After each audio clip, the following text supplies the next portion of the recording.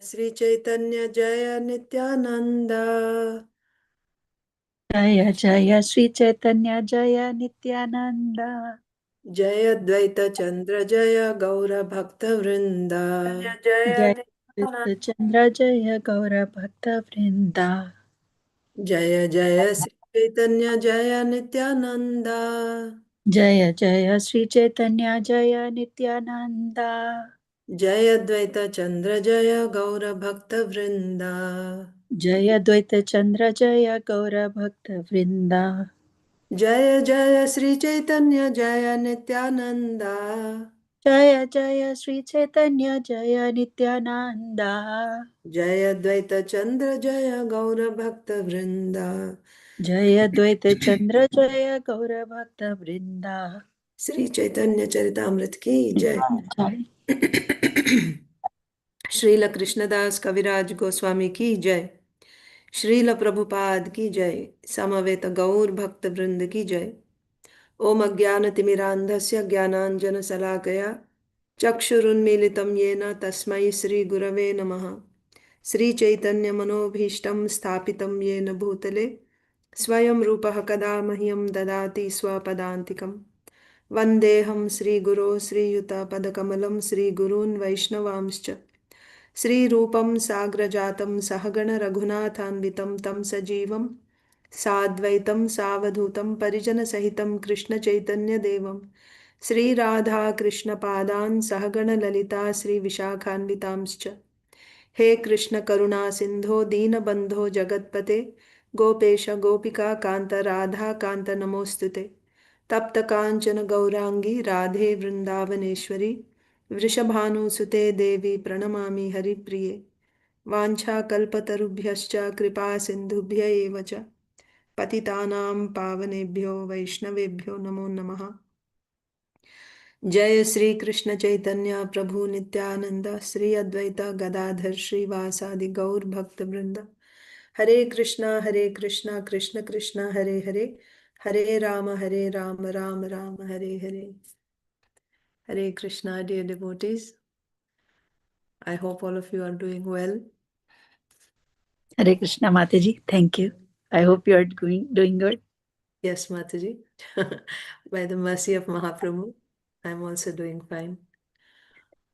It's been a long gap. Hare Krishna, Akshita. Hare Krishna Mataji. We really missed your classes. I was also missing all of you so much. Finally, I've been able to start. I hope we'll be able to continue. That's my desire. Let's see how things go.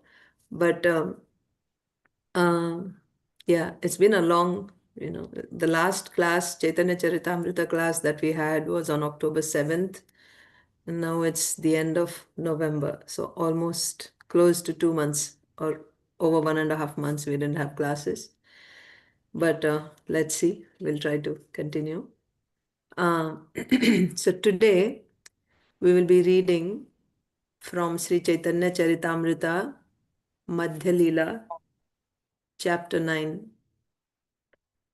So this chapter is entitled Lord Sri Chaitanya Mahaprabhu's Travels to the Holy Places.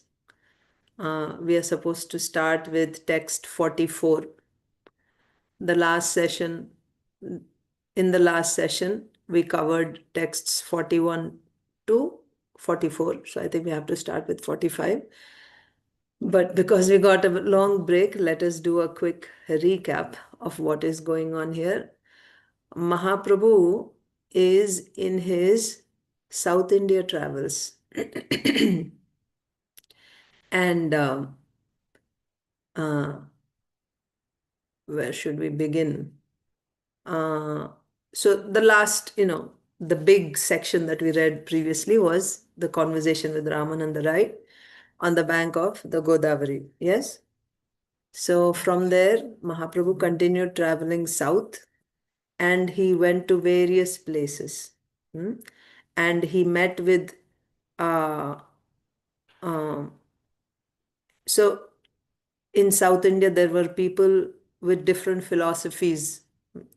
And wherever he went, he turned all these Mayavadis and Buddhists, whatever other philosophies were there, uh, he turned them all into devotees. That is the theme. So, just not going too much into the. If you listen to the previous lecture, you will get a recap. I give a recap there. So, what we saw was that after going to various places, we also saw, Mahaprabhu went to South Kashi. It's called Vriddha Kashi or Vriddhachala. Then he also went to Mallikarjuna, Lord Shiva. Then I think it's called Ramdas Mahesha, right? Mahesha, who's a devotee of Lord Ramchandra. Then he went to Siddhavat. All of you remember that in Siddhavat there was a Brahmana who would always, you remember? Chant Rama. Yes. Yes, he would always chant Lord Rama's names. And Mahaprabhu honored Prasadam in his house. And then he continued south. He went to Skandakshetra. Further south he went, and then he returned from there. And when he came back again, he went to the same Brahmana's house and he saw that now he's chanting Krishna Krishna instead of Rama Rama. So that whole episode we saw, he explained how, one name of Krishna is more powerful than one name of Rama, but that's not the reason why he changed, because he knew that even before. But because of the association, and in that association receiving the mercy of Sri Chaitanya Mahaprabhu, because of the mahima, of the glory of Mahaprabhu, coming in association with Mahaprabhu, when he heard Mahaprabhu chanting the holy names, now the glory of Krishna name awakened in his heart, and he turned to Krishna Nam from Ram Nam. And also, not only that, he said, I have come to this conclusion, right? Like he came to this, what do you say? Like from all angles, to a firm conclusion that the name of Krishna that he's chanting is personally standing in front of him as Sri Chaitanya Mahaprabhu. I know this for a fact. And then he fell on his feet and offered obeisances like that. And then, of course, Mahaprabhu embraced him, and then they continued. I mean, he continued, Mahaprabhu continued traveling. Then he came to a village. In that village were all Brahmanas. I think that's where we were. And one second, let me see. The Lord's bodily features were very beautiful. Acha. So he came to this, one second. Vriddhakashi is finished.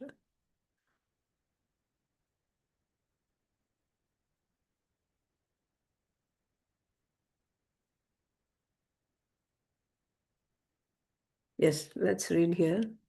In Sri Chaitanya Mahaprabhu then left Vriddhakashi. So now he's on the way back. First he went, and then he's coming back now, right? So now he left Vriddhakashi and proceeded further. So after leaving that Brahmana, Mahaprabhu left his place, and from there he went to Vriddhakashi. Okay? He came, so now on the way back from Siddhavat. So he went to Vriddhakashi, then to Siddhavat, then to Skandakshetra, and further, and then he came back to Siddhavat, met that Brahmana, showed him mercy, and then he came to Vriddhakashi. And there in Vriddhakashi, he visited a temple of Lord Shiva. He left Vriddhakashi, proceeded further, came to one village where most of the people were Brahmanas, and he rested there that night. And wherever Mahaprabhu went, many people would come. So it said Laksha Arbuda. Laksha Arbuda means, like you say, Arab, right? We don't even know how much that is. Actually, there is a number, but there's many, many, many, many, many. So the idea is 100,000 Arabs of people came to that village. So like this was the site wherever Mahaprabhu went. Just to give you an idea, Laksha Arbuda is said, like unlimited number of people would come. Hmm? So many people that you cannot even count how many people came like that to see Mahaprabhu. He was so enchanting. His beauty, his ecstasies. Nobody has ever seen such. So people would just flock around him. Then the Lord's bodily features were very beautiful. And in addition, he was always in ecstasy of love of Godhead. Simply by seeing him, everyone began chanting the holy name of Krishna. This was the effect. Just by seeing him, people would begin to chant Hare Krishna, Hare Krishna. They would just turn into devotees. So everyone became a Vaishnava devotee. Simply by seeing Mahaprabhu, these unlimited number of people would turn into Vaishnavas. They will begin chanting. So this is the point there that Brahmanas, what do Brahmanas do? Pathan, right? They study scripture, they teach scripture. So there were many kinds of philosophers. Of all these people that came to see Mahaprabhu, there were many types of philosophers. Which types? Tarkika. Tarkika means logicians who, they debate based on logic. Mimamsaka. uh, Jata Mayavadi. So, Mimamsaka means like work is worship type of people, right? There's no need to worship any higher personality. You simply do your work and you'll get the result. Even if there is a higher authority, when you do your work, he's bound to give you the result. So, what is the need of worshipping either a demigod or God? Just do your work. That karma mimamsa. Hmm? So, Tarkikas means logicians, Mimamsakas, Mayavadi. Mayavadi. Mayavadi means uh, ultimately everything is one, and whatever else that you're seeing in this world, and even the forms of the Lord, all this is Maya, Mayavadi. So, these different types of people, philosophers, would come. And also others are Sankhya, Patanjali, Smriti, Purana, Agama, like this. So those who, the Sankhya philosophers, there are six darshanas. So followers of these various six darshanas, right? Followers of Patanjali, like that. There are many kinds of philosophers. Some are logicians who follow Gautama or Kanada. Some follow the Mimamsa philosophy of Jaimini. Some follow the Mayavad philosophy of Shankaracharya. And others follow Kapila's Sankhya philosophy or the mystic yoga system of Patanjali. Some follow the Smriti Shastra composed of 20 religious scriptures, and others follow the Puranas. Maybe I'll share the screen so you can see what I'm reading.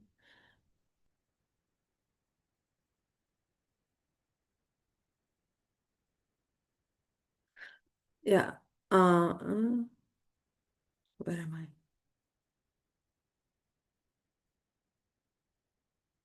Yes. Others follow Puranas and the Tantra Shastra. In this way, there are many different types of philosophers. Okay. So I had said to you that I will give further description on these different types of philosophers. I will do it one of these days, not today.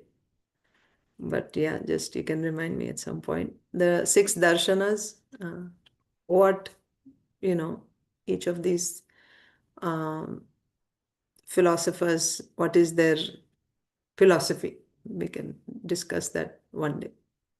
Nija Nija Shastrodgrahe. Acha, this also finished. All of these adherents of various scriptures were ready to present the conclusions of their respective scriptures. But Sri Chaitanya Mahaprabhu broke all their opinions to pieces and established his own cult of bhakti based on the Vedas. So you all remember Mahaprabhu in his Grihastha ashram was Nimai Pandit.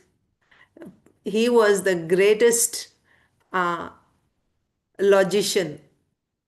He could completely make into powder, right? Make into, yeah, pulp into powder the opponent's points, completely based on Shastra, based on logic in every way. And he could even refute his own statements. Like after thoroughly defeating his opponent and establishing his point based on Shastra, then he would ask, now he would challenge anyone in the audience to, after he has established his point completely, thoroughly, now he would say, can anyone refute what I have established now? There was no way. He had done such a thorough job, it was impossible for anyone to refute what he had established. And then he would say, now watch how I will refute my own statement. Now he would go back, and again, based on Shastra, he would completely refute his own statement, which he had made thoroughly. And that's not all. After that, he would say, can anyone refute my refutation and re-establish the original statement which was made by the opponent? After that means whatever statements he used before to defeat the opponent, those should be kept. Those cannot be violated. So, keeping all these arguments in place, now you have to re-establish the original statements. That's how brilliant Mahaprabhu is. And as a grihastha, he would do that. Nimai Pandit. Even the greatest Keshav Kashmiri was completely defeated. So now these people are coming and, debating, trying to debate with Mahaprabhu, trying to establish their particular philosophies, against bhakti. What chance will they stand? Completely, each of the philosophers, and they would come with their particular books. I was telling about pramana. Pramana is your authority, your book. What is your proof? Just like in a law court, when the attorneys they debate, they have to base their arguments based on the law books that they have. Based on the law books, now they have to debate with each other. So that is their pramana. So actually, the real law book is Dharma Shastras, like Manusmriti and Parashara Smriti, Yagyavalkya Smriti. Like this, we have Dharma Shastras. These are the law books for mankind. So based on that only, based on law books, they can debate. So here, so you have to first establish what is your authority on the basis of which book you are debating. So all these other, philosophers who came, each one had his own particular book. So if you remember in the beginning, Vyasdev, he divided the one Veda into 4 Vedas and then to Puranas and Itihasas. And what did he do? He gave each of those to one personality, right? One Acharya, and said, now you continue it. Like that. So, and then also, these 6 darshanas, like here we have Kanada, Kapila, Patanjali, Jaimini. So all of them also came up with their own philosophy. This is like they are making up their own philosophy based on Vedas, based on Vedic statements. So it's like, you see one picture. Sometimes we see this, what do you say? We do this exercise. You show one picture, just black and white picture, and you ask people, what do you see?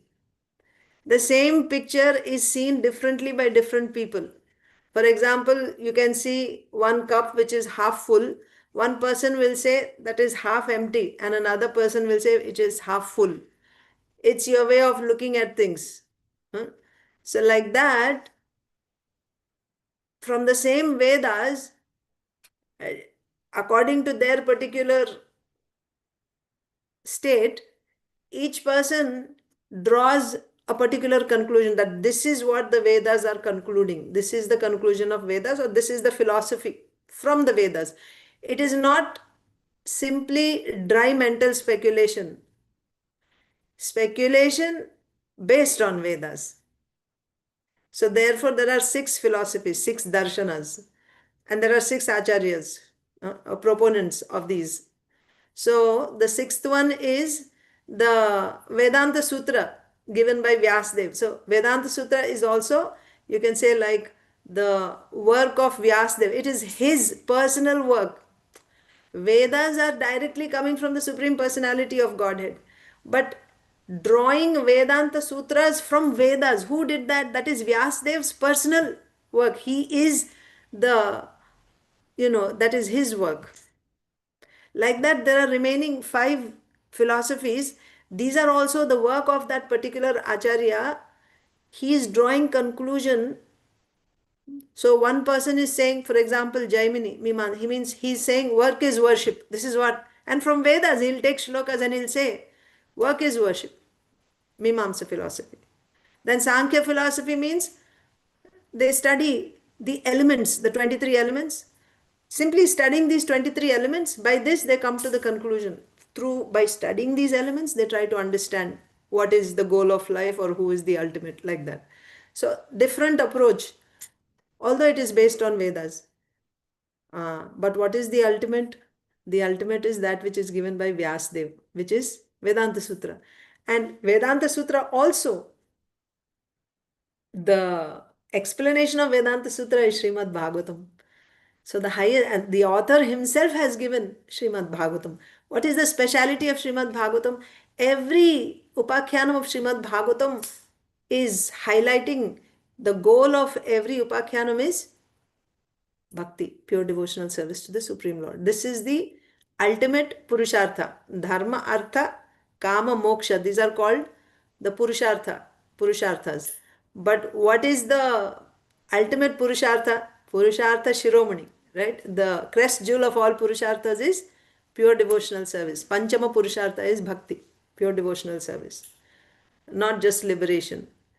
So, Srila Vyasdev has, on the instruction of Narad Muni, Srila Narad Muni is the one who gave us Narada Pancharatra, which is teaching us how to perform devotional service through Pancharatrika Vidhi. Pancharatrika Vidhi means through deity worship. So on the instruction of Srila Narad Muni, Vyasdev has given us the Srimad Bhagavatam that we have today, that we are reading now. So this is this. So originally also he gave one Srimad Bhagavatam, but that was small. After giving Vedanta Sutra, then when he gave Srimad Bhagavatam, that is the Srimad Bhagavatam given to us after the instruction of Narad Muni, and that is the highest pramana. So when all these various philosophers came to Sri Caitanya Mahaprabhu, Mahaprabhu defeated them completely. What was Mahaprabhu's pramana? Mahaprabhu's pramana was the Upanishads. What are the Upanishads? Upanishads are the summary of the Vedas, the essence of the Vedas. What is the essence of the Upanishads? Vedanta. So this Vedanta is given as Vedanta Sutras by Srila Vyasdev. And what is the commentary on Vedanta Sutras? Srimad Bhagavatam. So he was basing all his arguments on the Vedas, on the Upanishads, Vedanta, Sutras, and ultimately Srimad Bhagavatam, and establishing bhakti thoroughly, complete. They are all defeated. And when they are defeated, what did they do? They surrendered. When they are defeated, they just simply surrendered to Sri Chaitanya Mahaprabhu. And they all, in this way, Mahaprabhu turned all these big, stalwart Mayavadi philosophers and all types of other philosophers into Vaishnavas, into devotees. Nija Shastrodgrahe Sabai Prachanda, right? They were very, very powerful in their, very learned. They had great command on their particular Shastras. Sarva Mata Dushi Prabhu Kore Khanda Khanda. And Mahaprabhu completely made into pulp all their arguments based on Shastra. He defeated them completely. Khand kar diya. Pura, He defeated them, all their arguments. Although they were very expert in their particular Shastra, Mahaprabhu completely defeated them. All of these adherents of various scriptures were ready to present the conclusions of their respective scriptures, but Sri Chaitanya Mahaprabhu broke all their opinions to pieces and established his own cult of bhakti based on the Vedas, Vedanta, the Brahma Sutra, and the philosophy of Achintya Bheda Bheda Tattva. So this is Mahaprabhu's highest contribution in the world of philosophy. Achintya Bheda Bheda Tattva. We have other Vaishnava Sampradayas. So there, we have Brahma Sampradaya, then Rudra Sampradaya, Sri Sampradaya or Ramanuja Sampradaya, and then we have Nimbarka Sampradaya or Kumara Sampradaya. So, so each one, all are Vaishnava philosophers, and they all have Vaishnava philosophies, but there is a slight variation. So, Mahaprabhu's philosophy has the advantage of all these other philosophies. That means it's inclusive of all these other four philosophies, because before Mahaprabhu, in his Sampradaya also, Brahma Sampradaya, was Madhvacharya. In Madhvacharya's line come Tattvavadis, right? Tattvavadis. So, like there is Dvaita. Dvaita means they say there is two, the living entity and the Lord. It's always two different. There's no oneness. And then another philosophy says Vishishta Advaita, right? Like there is a special, it is Advaita, they're non-different, living entity and the Lord are non-different, but it's a special case of Advaita, because if you say simply Advaita, then it becomes Shankaracharya's philosophy. Advaita means there's absolutely no difference between living entity and the Supreme Lord. Both are one. So that's not Vaishnava philosophy. So that's when they say, no, they're not completely different. There is oneness also. That's called Vishishta Advaita, special non-difference. Whereas the Tattvavadis say outright, no, there is no oneness. Both are different. So in this way, each Vaishnava Sampradaya has a particular philosophy. But Chaitanya Mahaprabhu is the last, right? If you see in chronology, he came last, but his philosophy is the ultimate, which is inclusive of all the others and which solves this Achinta Bheda Bheda, solves whatever gaps there may be, things which are not answered. It completely harmoniously answers all questions. Bheda and Abheda. Bheda means different, Abheda means non-different. The living entity and the Lord are different, and the living entity and the Lord are non-different simultaneously. See, simultaneously they're different and non-different. How is that possible? When you say two things are different, how can you say they are not different? Right? So, Qualitatively and quantitatively. not exactly, Mataji. Qualitatively also, they're not completely non-different.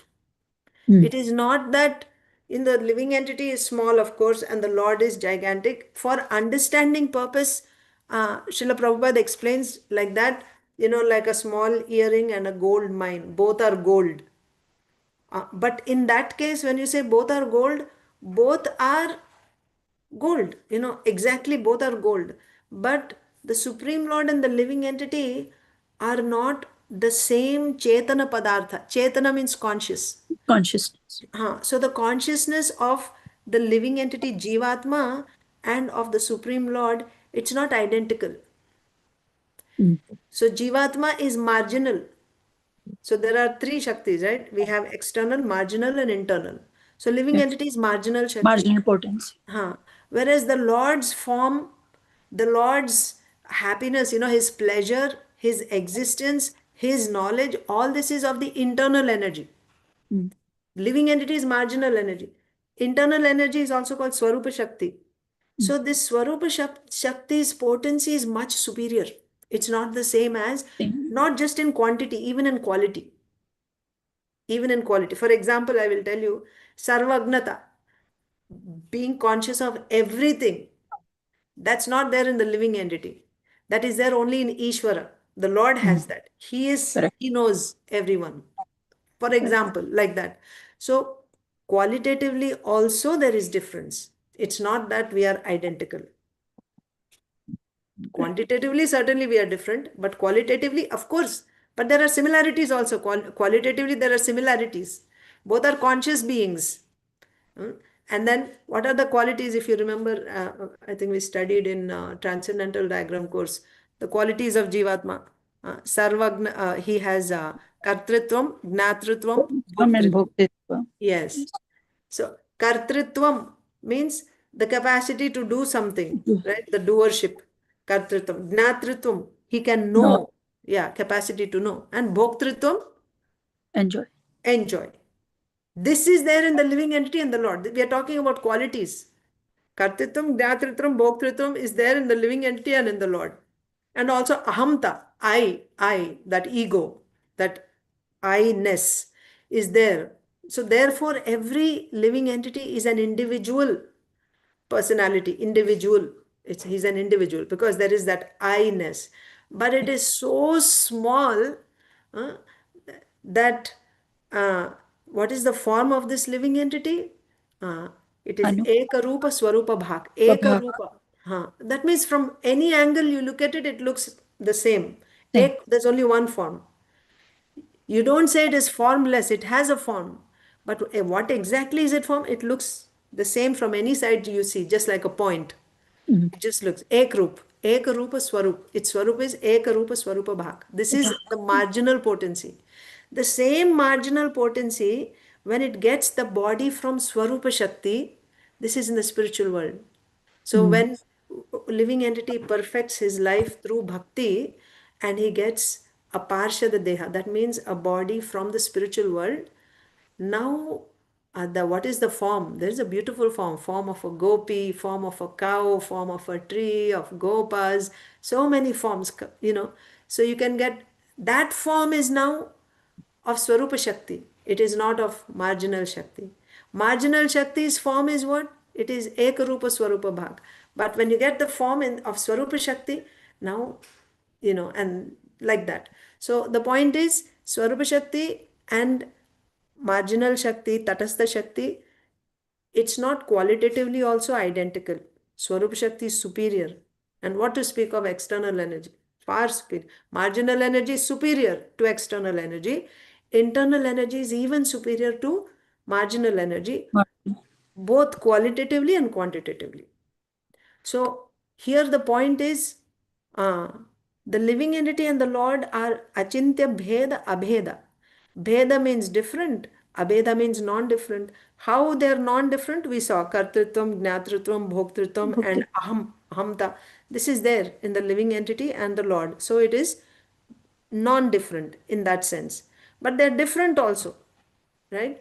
So this qualitatively also they're different. So Yes. the point is here, just like when you say something is hot, you cannot say it is cold from our experience in this world. If it is hot, you cannot say it is cold. If you say it is cold, you cannot say it is hot. But simultaneously, it is hot and cold.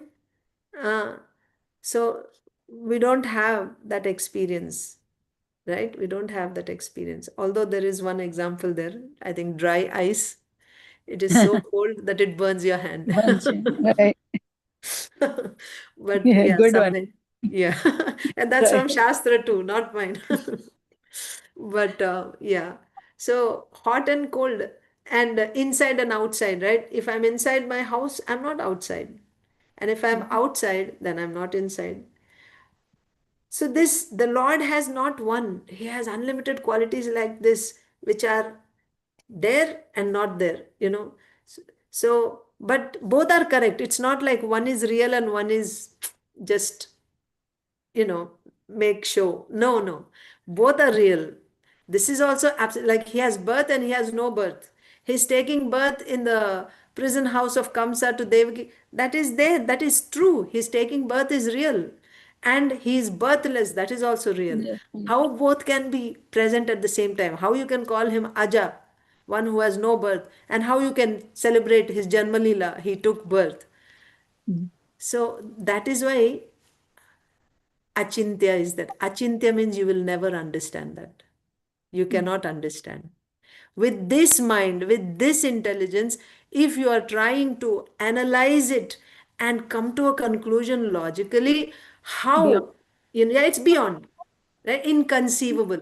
Inconceivable. You cannot. So, the purpose of our studying, this is maybe today we don't have time, or maybe a little bit. Kunti Maharani's prayers. This is the theme. Again and again, she says, sometime we can read Kunti Maharani's prayers, really nice. She says, my Lord, because she saw in front of her eyes, this Ashwatthama released 6 weapons simultaneously. His sankalpa, determination was to rid the earth of all the Pandavas and the dynasty of the Pandavas. The world should become a Pandava. That means Pandava less. No surname of Pandava anymore, right? The most distant relative of Pandava, like in the line of Pandava, should be destroyed. It should not continue. That was his determination. With that determination, he released Brahmastras, 6. So when he released Brahmastras, anyone who's a Pandava or relation of Pandava will get killed. So who was remaining at that time? 5 Pandavas, and in the womb of Uttara was Parikshit Maharaj. 6 people were remaining. Everyone else was dead. And he released these Brahmastras. Kunti Maharani saw that Krishna personally, with his Sudarshan Chakra, countered the 5 Brahmastras, each of which was going after the 5 Pandavas. So this is outside. We see Arjun, he was perturbed when he saw this, this fire. Brahmastra was coming like fire, and he didn't know what is this effulgence, and he was praying to Krishna. Just before that, sometime before that, when Ashwatthama killed the 5 sleeping sons of Draupadi, and Arjun, seeing the lamentation of Draupadi, promised her, I'm going to get the head of that Ashwatthama, and you can stand on his head and you can perform the last rites of your 5 sons. After you finish, so when you do the funeral, you just take bath, Avirbrita Snan. So when you take your final bath, you can stand on his head and you can take your bath. This is Kshatriya spirit. Arjun promised Draupadi that he's going to get the head of Ashwatthama. And when he went chasing after Ashwatthama, Ashwatthama's horses were tired. He was trying to get away from Arjun. And in that fear of Arjun, out of desperation, he released Brahmastra, the ultimate weapon, to kill Arjun. This is actually not proper. This Brahmastra is such a powerful weapon, it should not be used, you know, on, for such purposes. It should be done for the protection of humanity, not for, to save yourself, you release a Brahmastra on your enemy. That's not right. But he did it. And even then, he didn't know how to withdraw it. That means it would just go and destroy everything. Brahmastra would destroy the whole world. So then Krishna, what did he do? He told Arjun to release his own Brahmastra because Arjun knew how to withdraw. So just like when, boys, they fly kites. So if another boy is flying kite and so you go and you tangle your kite with the others and you pull, so you'll get the other person's kite and your kite, both you get. Like that, Krishna said, you release your Brahmastra and that will go and combine with Ashwatthama's Brahmastra, then you withdraw both Brahmastras. That was Krishna's advice to Arjun. And Arjun did that. And he was able to withdraw Ashwatthama's Brahmastra by releasing his own Brahmastra. Why Krishna didn't do the same thing now? when these 5 Brahmastras were sent and one into Uttara's womb, he didn't do that because there was no time. And each one of them was being attacked by Brahmastra. So for them to counter, there was no time. So Krishna saw, he didn't tell Arjun, now you do this. He directly came into action. Mm. Although he had taken a vow that he would not pick up any weapons. So you may say the battle is over, but Ashwatthama is still releasing weapons. So technically speaking, the battle is still going on because the other side is still releasing weapons. He's shooting weapons. So Krishna should not have picked up weapons, but he broke his own vow. For him, dharma is not so important. Dharma is there, it's important. He comes to establish dharma. But when there is a tie between dharma and protecting his devotees, what does he choose? He chooses to protect his devotees. For Krishna, his highest dharma is protecting his devotees. That's his highest dharma. Nothing is beyond that. So in order to do that, to protect his devotees, he can transgress any other dharma, no problem. So he broke, his own vow of not picking up weapons, and with his Sudarshan Chakra, he countered. But the important thing that Kunti Maharani observed was outside he's protecting the Pandavas, and inside the Uttara came running because she could see that her embryo was in danger, and that was the only, uh, you know, only descendant that could Freedom. continue the line of the Pandavas. Everyone else was killed. So she wanted to save that baby. So she prayed to Krishna. And Krishna was standing outside, but because he was already there in the womb, he saved the baby in the womb. So Kunti Maharani is at that time when Krishna is ready to leave, what do you say, Hastinapur to go to Dwaraka. Kunti Maharani is seeing Krishna's greatness, his power, how wonderful he is, and how great. Just look at his wonderful activities. Just countering one Brahmastra is not so easy. Huh?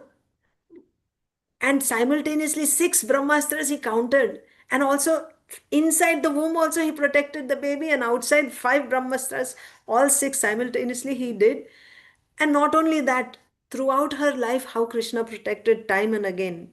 uh, When they were fed, when Bhimsen was fed poison in childhood, even when she lost her husband and she was in the forest with the kids, she came to Hastinapur, and, they were plotting to kill them in so many ways, the Laksha Graha, cheating in the gambling match, sending them to the forest, then in the Agyatwas, trying to, find out where they were so that they can send them back, trying to strip their wife naked, so many things, and she was suffering all this while. But during these all these sufferings, at in every instance, Krishna was there protecting her and her children. So she was so overwhelmed, and she couldn't stop herself from offering these wonderful prayers to Lord Krishna. So, what I was saying was, in those prayers, the theme is, who can understand you, my Lord? Nobody can understand you. I am, after all, a woman. Even great, great Paramhamsas, Munis, and devotees also fail to understand you. Fail to understand you means this achintya. Achintya, he is achintya, inconceivable. And The way you understand material phenomena, how a plant is growing, you can understand. Photosynthesis, you can understand, you can study how chlorophyll is formed, and how, the food is supplied to to the plant, and then, the fruits are formed. All that we can understand. Exactly. Science. Can you understand the science of how Krishna is inside and outside simultaneously? Nobody can understand, she says.